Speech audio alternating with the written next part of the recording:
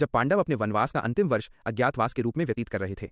शर्त यह थी कि यदि इस एक वर्ष में उनका भेद खुल गया तो उन्हें पुनः 12 वर्षों का वनवास भोगना पड़ता। इसलिए सभी पांडवों ने अपने अपने रूप और नाम बदल लिए थे। धर्मराज युधिष्ठिर राजा विराट के यहाँ कंक नाम से पासा खेलने वाले बने। भीमसेन ने वल्लभ बनकर रसोई का कार्य संभाला। अर्जुन बृहन्नला के रूप में नृत्य गान सिखाने लगे। नकुल और सहदेव अस्तबल में कार्य करने लगे। माता द्रौपदी ने अपना नाम सैरंध्री रख लिया और विराट नरेश की रानी सुदेशना की दासी बनकर रहने लगी। द्रौपदी अत्यंत रूपवती थीं, परंतु उनका मन और चरित्र पूर्णतः पवित्र था। वे पतिव्रता थीं और अपने पतियों के अतिरिक्त किसी अन्य पुरुष की ओर दृष्टि उठाकर देखना भी उन्हें स्वीकार नहीं था। राजा विराट का प्रधान सेनापति कीचक अत्यंत बलशाली परंतु उतना ही अहंकारी और दुराचारी था। वो रानी सुदेशना का भाई था, इसलिए राजा विराट भी उससे भयभीत रहते थे। सेना उसके अधीन थी और उसके साथ उसके 105 बलवान भाई रहते थे। इन सभी कारणों से कीचक निरंकुश और मदांध हो चुका था। वो जो चाहता वही करता और कोई उसे रोकने का साहस नहीं करता था।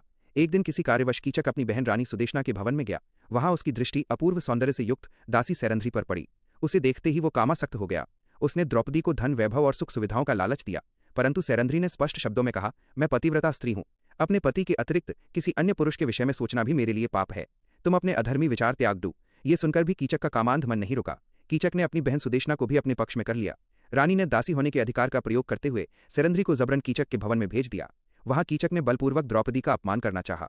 किसी प्रकार स्वयं को छुड़ाकर सैरंध्री भागती हुई राजसभा में पहुंची, लेकिन दुरात्मा कीचक वहां भी नहीं रुका। राजा विराट के सामने ही उसने द्रौपदी के केश पकड़कर भूमि पर पटक दिया और पैर से ठोकर मारी। ये दृश्य देखकर भी राजा विराट भय के कारण मौन रहे। सभा में उपस्थित कोई भी व्यक्ति उस पापी को रोक न सका।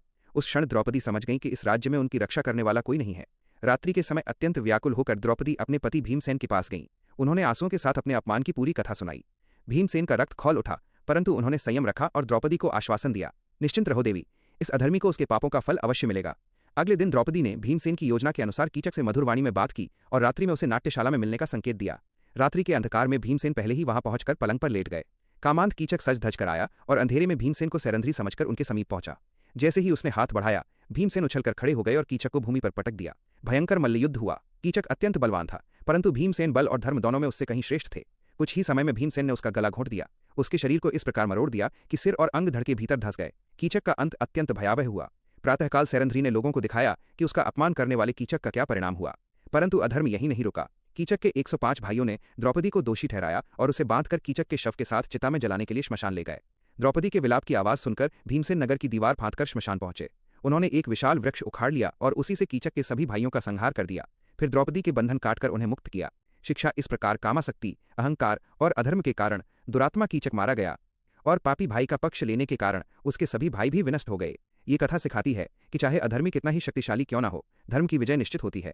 अगर ये कहानी आपको अच्छी लगी हो तो लाइक करें, सब्सक्राइब व फॉलो करें और कमेंट में बताइए कि आपको इस कथा से क्या सीख मिली।